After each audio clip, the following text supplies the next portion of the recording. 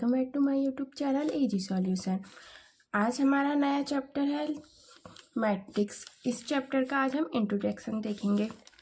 जिसने हमारे last videos नहीं देखे हैं वो जाके हमारी प्लेलिस्ट में लास्ट वीडियोस देख सकते हैं। आज हमारा नया चैप्टर शुरू है मैट्रिक्स। इसका आज हम इंट्रोडक्शन देखेंगे, ठीक है। इस वीडियो में हम इस पूरे चैप्टर का इंट्रोडक्शन देखेंगे कि कहाँ पे क्या यूज होने वाला है, आपकी कौन कौन सी टाइप की मैट्रिक्स होती है, क्या क्या हमारी रोस और कॉलम होती हैं, किस तरीके से हम उसे राइट डाउन करते हैं, एनीथिंग। हमारे जितने भी क्वेश्चंस हैं वो इस इंट्रोडक्शन में कवर हो जाएंगे, जिससे आपको इस चैप्टर को सॉल्व करने में आसानी होगी, ठीक है। तो चलिए स्टार्ट करते हैं हम आज की वीडियो। तो आइए स्टार्ट करते हैं। तो सबसे पहले हम देखते हैं मैट्रिक्स की डेफिनेशन कि आपका जो मैट्रिक्स होता है वो बोलते किसको है। अब आपका मैट्रिक्स क्या होता है? मैट्रिक्स होता है it is rectangular arrangement of data in form of rows and column. यानी कि आपका किसी भी टाइप का डाटा होगा उसको हम रोज और कॉलम में अरेंज करके रेक्टेंगुलर फॉर्म में लिखेंगे तो वो होगी आपकी मैट्रिक्स, ठीक है। अब बात करते हैं कि रोज कौन से होते हैं और कॉलम्स कौन से होते हैं। इसमें बच्चों को बहुत से कन्फ्यूजन रहते हैं कि रो कौन सी है और कॉलम कौन सी है। तो देखिए, आपने कॉपी तो सबने देखी होगी, उसमें जो इस तरीके की होती हैं ये हॉरिजेंटल्स, ये होती है आपकी रोज, ठीक है। ये जो हॉरिजेंटल होती है इनको हम रोज बोलते हैं, और जो आपका वर्टिकल होती है ये होते हैं आपके कॉलम्स। अब देखिए, हम मैट्रिक्स को लिखते कैसे हैं। जो मैट्रिक्स होते हैं उसे हमेशा हम कैपिटल वर्ड से शो करते हैं, चाहे वो ABC हो या कुछ भी। तो हमारा मैट्रिक्स शो करेंगे हम कैपिटल वर्ड से, ठीक है। और जो मैट्रिक्स होती है उसको हमेशा हम क्या लिखते हैं, एक बिग ब्रैकेट पे लिखते हैं। रेक्टेंगुलर अरेंजमेंट बोला था ना हमने, तो इसको हम क्या करते हैं, एक बिग ब्रैकेट पे लिखते हैं। अब जो इसके अंदर हमारा डाटा होता है उसको बोलते हैं हम एलिमेंट ऑफ द मैट्रिक्स। देखिए, अब मान लिया हमने यहाँ पे लिख दिया पेन, यहाँ पे लिख दी पेंसिल, यहाँ पे लिख दिया हमने स्केल, यहाँ पे लिख दिया हमने कलर। तो अब ये देखिए, ये जो मैट्रिक्स हो गई ये हो गई 2x2 की। क्यों? क्योंकि आप पे जो आपकी रोज है ये 1 और 1 2, 1 और 1 2, यहाँ पे 2 रो हो गई और 1 और 1 2, 2 कॉलम हो गई। इसलिए जो आपका ये है मैट्रिक्स ये है आपकी 2x2 की। इसमें हमारे न्यूमेरिकल वैल्यूज भी हो सकती है, कुछ अल्फ़ाबेट भी हो सकते हैं, ठीक है।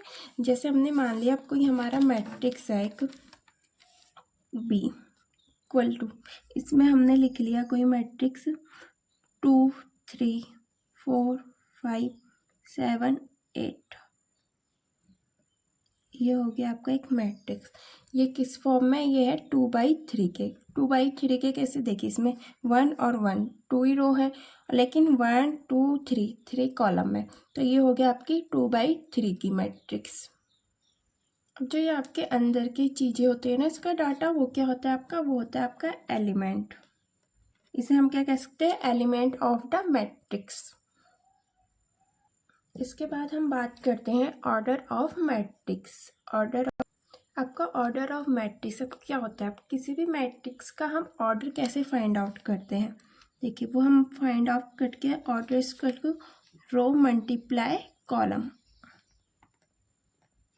जैसे कि अभी मान लो हमें ए वाली मैट्रिक्स का ऑर्डर फाइंड आउट करना है, तो हम लिखेंगे ए इक्वल टू, इसमें रो देखिए कितने, 1 और 1 2 रो है तो 2 मल्टीप्लाई कॉलम कितने हैं, 1 और 1 2, यानी कि इसके कितने हो गए आपके ऑर्डर? इसकी ऑर्डर हो गई आपकी 4।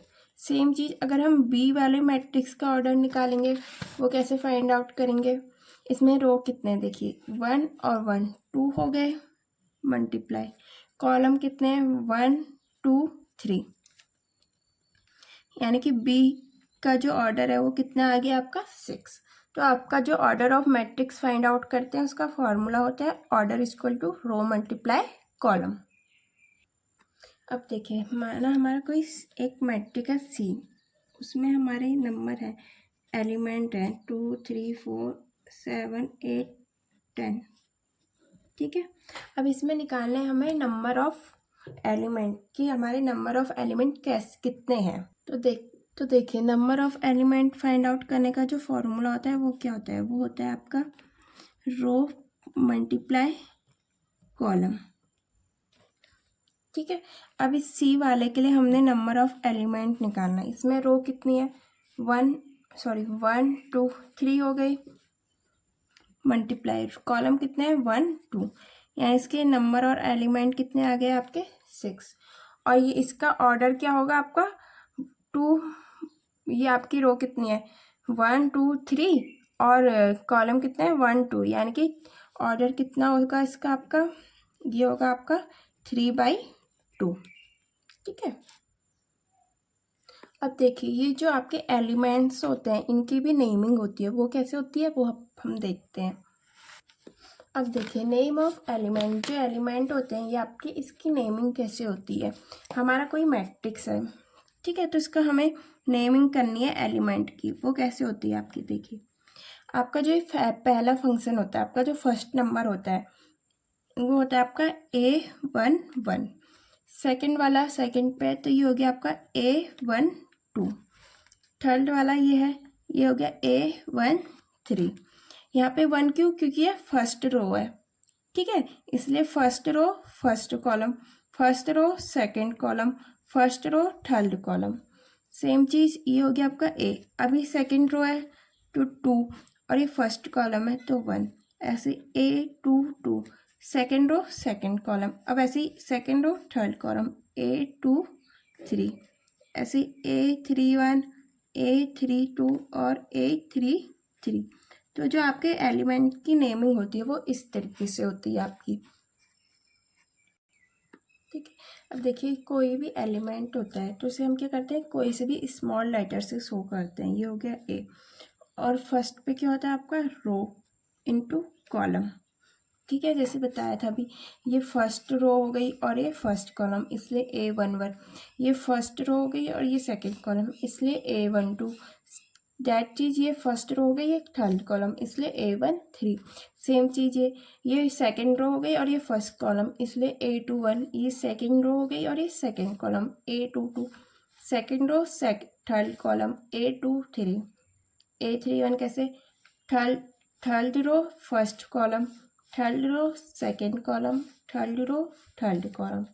ठीक है, तो इसको हम इस तरीके से भी लिख सकते हैं, A=I J, जहाँ आपका जो I है वो क्या है आपका रो, और जो आपका J है वो क्या है आपका कॉलम। ठीक है,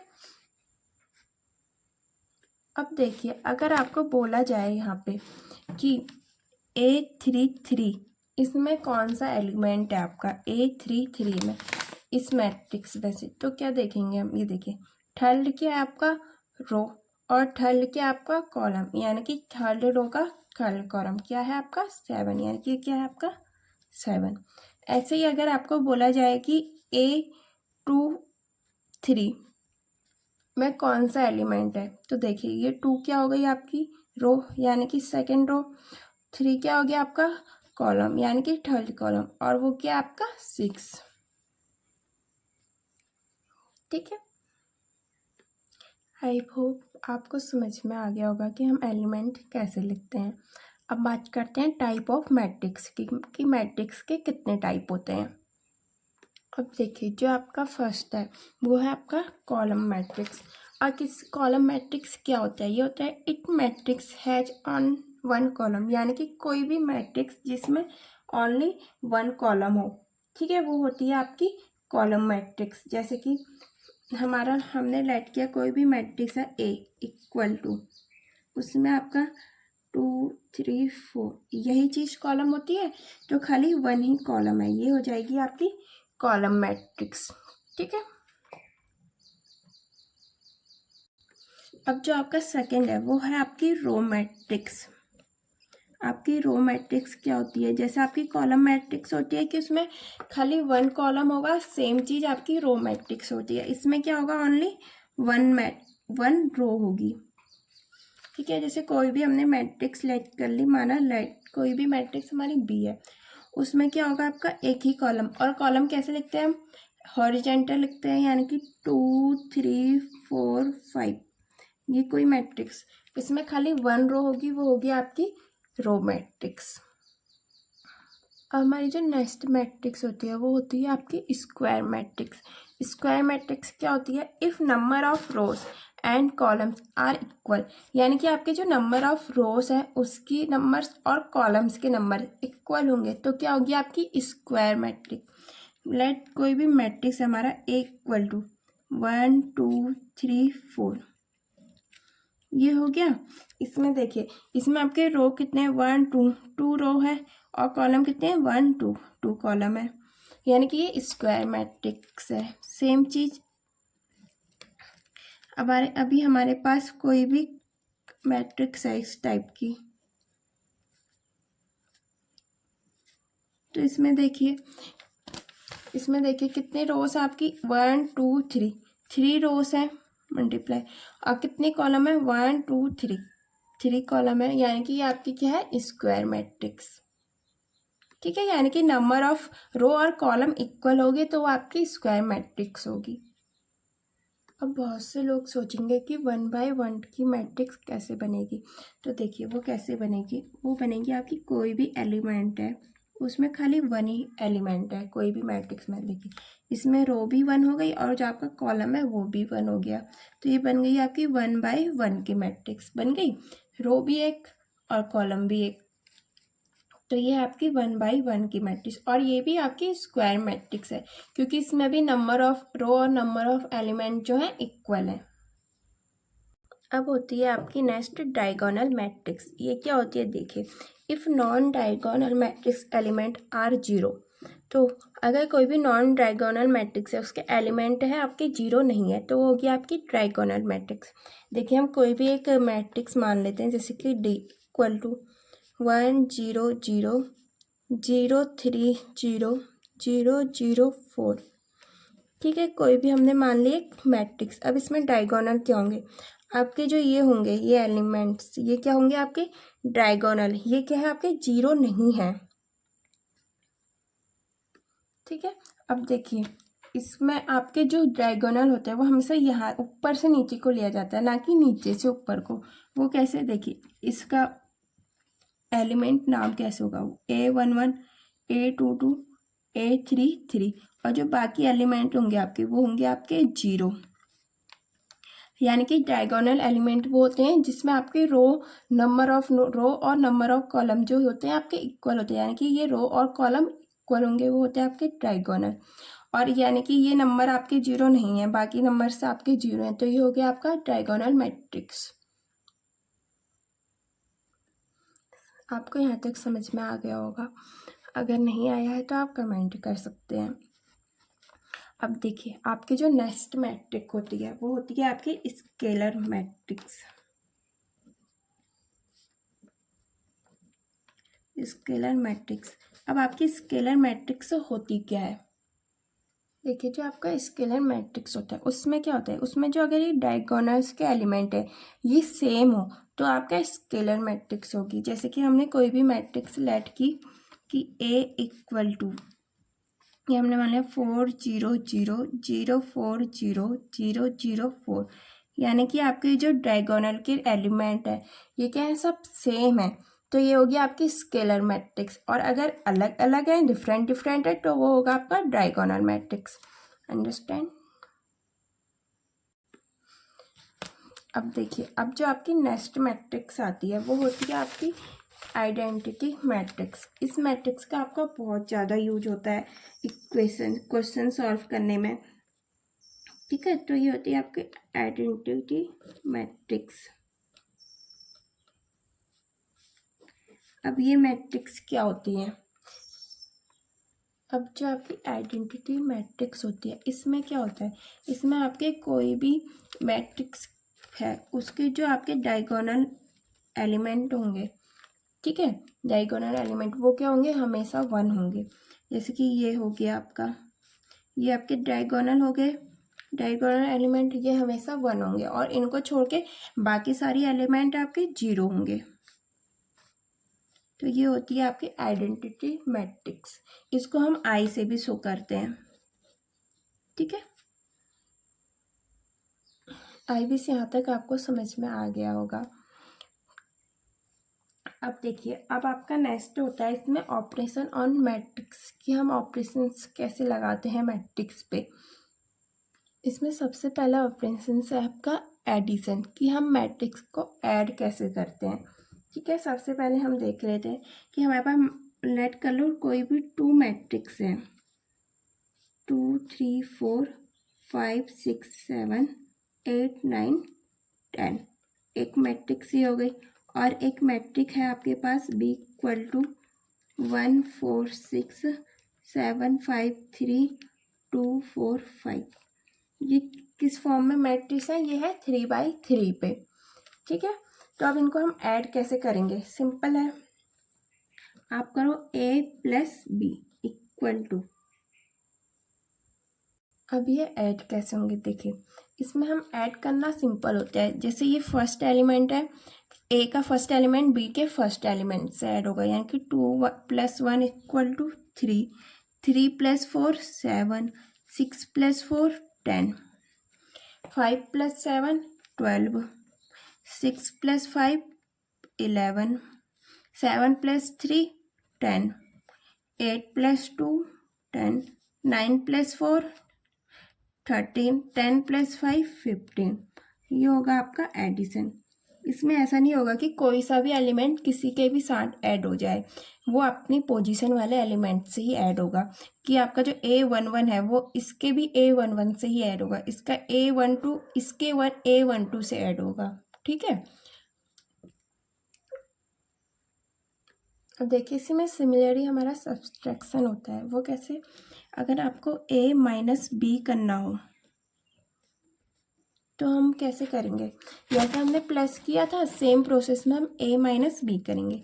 2 में से 1 गया आपका 1, 3 में से 4 गया -1, 4 में से 6 गया -2, 5 में से 7 गया -2, 6 में से 5 गया 1, 7 में से 3 गया 4, 8 में से 2 गया 6, 9 में से 4 गया 5, 10 में से 5 गया 5। ये हो गया आपका सब्सट्रैक्शन, ठीक है।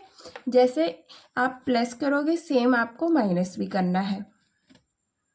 इसमें जो आपका कम्यूटेटिव लॉ होता है वो क्या होता है, वो होता है आपका A + B, वो इक्वल होना चाहिए आपका B + A के, यानी कि A + B करो या फिर आप B + A करो, दोनों की वैल्यूज आपकी क्या होनी चाहिए, इक्वल होनी चाहिए, ठीक है। अब देखिए हमारी जो मैट्रिक्स है इसमें देखते हैं हम क्या हो जाएगा आपका A + B। तो हमारा ये आई रखा है, ये क्या है आपका 3 7 10 12 11 10 10 13 5, ये आया है आपका इक्वल। अब हम B + A भी कर लेते हैं, तो B क्या आपका 1 + 2 कितना हो जाएगा आपका 3, सेम आपका इधर क्या है 4 + 3 कितना हो जाएगा आपका 7, इधर क्या आपका 6 + 4 कितना हो जाएगा आपका 10,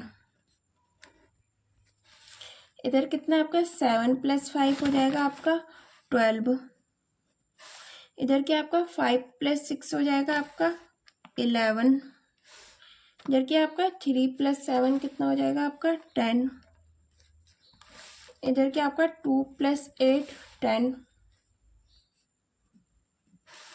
4 + 9 आपका 13, और आपका 5 + 10 हो जाएगा आपका 15। यानी कि A + B आपके इक्वल आ गया B + A के। देखिए सारे एलिमेंट सेम है आपके, तो ये आपका क्या होता है कम्यूटेटिव लॉ को भी फॉलो करता है, ठीक है। अब आपका थर्ड, अब देखिए जो आपका एसोसिएटिव लॉ होता है वो होता है आपका A + B + C, ये इक्वल होगा A + B और +C के, ठीक है। अब जो आपका एडिशन पे ऑपरेशन एडिशन है उस पे आपका जो एसोसिएटिव लॉ होता है ये भी फॉलो करता है, और जो आपका कम्यूटेटिव लॉ होता है ये भी फॉलो करता है, लेकिन जो आपका सब्सट्रैक्शन होता है इसमें ये दोनों लॉ फॉलो नहीं करते हैं। ठीक है। अब देखिए अब क्या होता है आपका इसमें, अब आपका सबसे मेन इम्पोर्टेंट जो इसमें ऑपरेशन है वो है आपका मल्टीप्लिकेशन।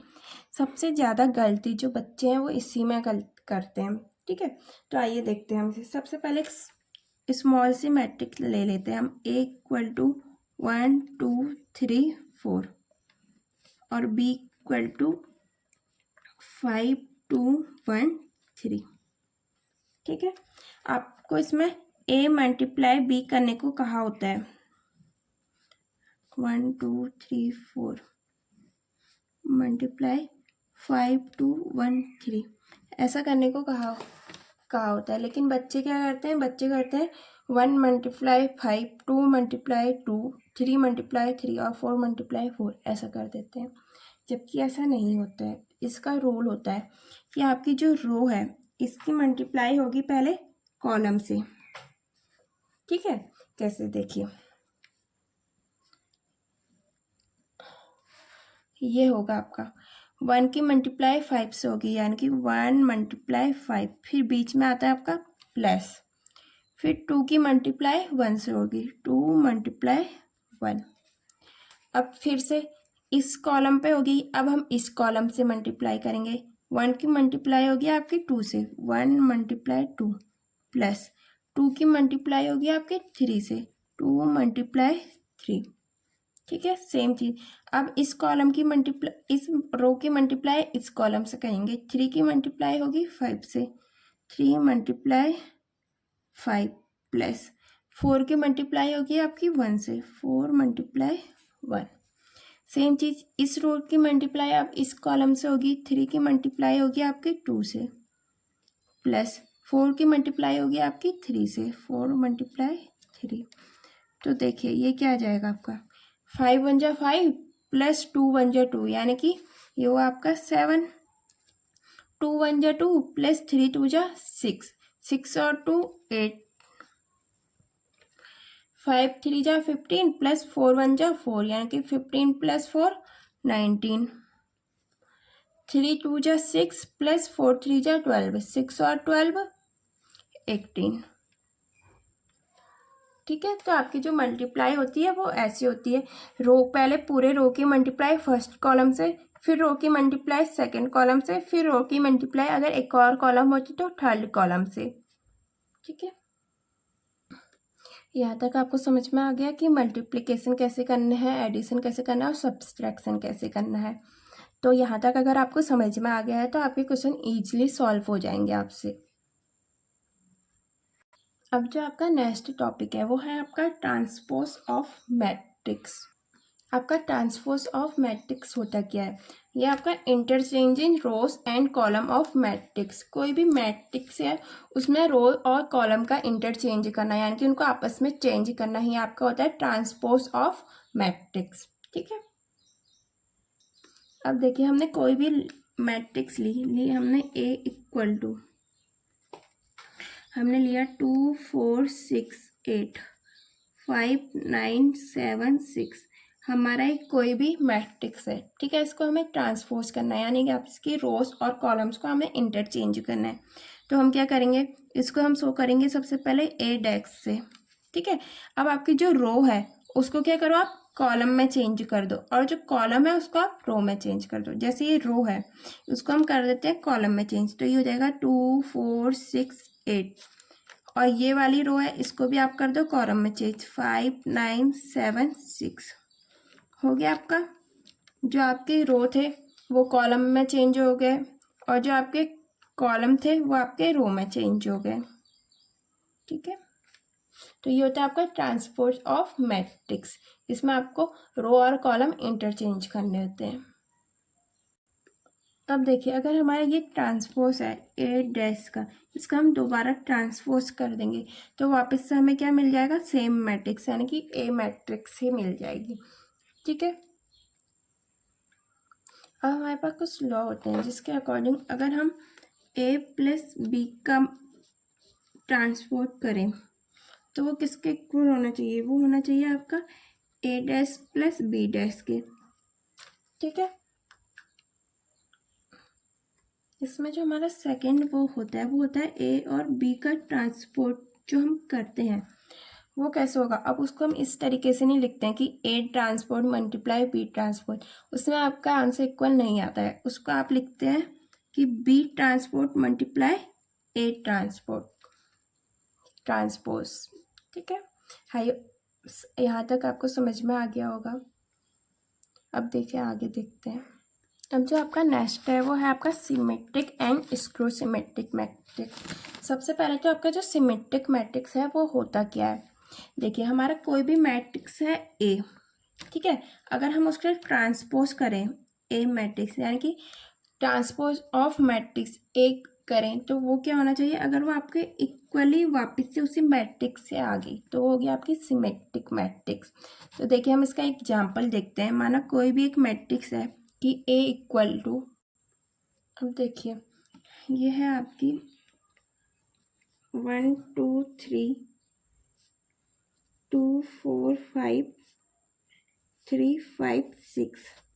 अब हम इसका ट्रांसपोर्ट करते हैं, ठीक है, यानी कि ट्रांसपोज करेंगे, ए डैश निकालेंगे हम तो क्या आएगा, आपकी जो रो है यानी कि इस रो को हमने कॉलम में चेंज करना है। 1 2 3 है तो यहाँ पे लिख दिया 1 2 3, कॉलम में चेंज हो गई आपकी। सेकंड ये रो है 2 4 5, इसको कॉलम में चेंज करो 2 4 5। थर्ड रो है 3 5 6, इसको कॉलम में चेंज करो 3 5 6। अब देखो ए 1 2 3 2 4 5 3 5 6, यानी कि आपका क्या है, ट्रांसपोज ऑफ मैट्रिक, यानी कि ए डैश किसके इक्वल आ गया, ए के। तो ये आपकी कौन सी मैट्रिक है, ये है आपकी सिमेट्रिक मैट्रिक्स। अब आपका स्क्रू सिमेट्रिक क्या होती है। स्क्रू सिमेट्रिक मैट्रिक्स होती है आपकी जो ए डैश है वो किसके होना इक्वल होना चाहिए, माइनस का ए के। ठीक है, स्क्रू सिमेट्रिक मैट्रिक्स होती है आपकी जो ए डैश है वो इक्वल होनी चाहिए माइनस ए के। अब हमारी इस स्क्रू सिमेट्रिक और सिमेट्रिक में दो तीन चीज़ें होती हैं, जैसे कि अगर हम ए प्लस ए डैश करें तो जो होगा वो आपकी मैट्रिक्स होगी, वो होगी आपकी सिमेट्रिक। ऐसे ही अगर हम ए माइनस ए डैश करें तो ये जो मैट्रिक्स मिलेगी वो मिलेगी आपको स्क्रू सिमेट्रिक मैट्रिक्स। अगर आप हाफ ए प्लस ए डैश करो तो ये भी मिलेगी आपको स्क्रू सिमेट्रिक। सेम चीज़ अगर आप हाफ ए माइनस ए डैश करो तो ये मिलेगी आपको स्क्रू सिमेट्रिक मैट्रिक्स। तो इसमें कुछ दो तीन चीज़ें होती हैं जो कि आपको पता होनी चाहिए।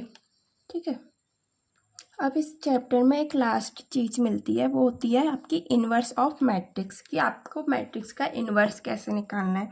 ये आपकी लास्ट एक्सरसाइज की क्वेश्चन है, हम वहाँ पे देखेंगे इसको डीपली और सही से समझेंगे कि आपका आखिरकार इन्वर्स ऑफ मैट्रिक्स निकालते कैसे हैं, फाइंड आउट कैसे करते हैं।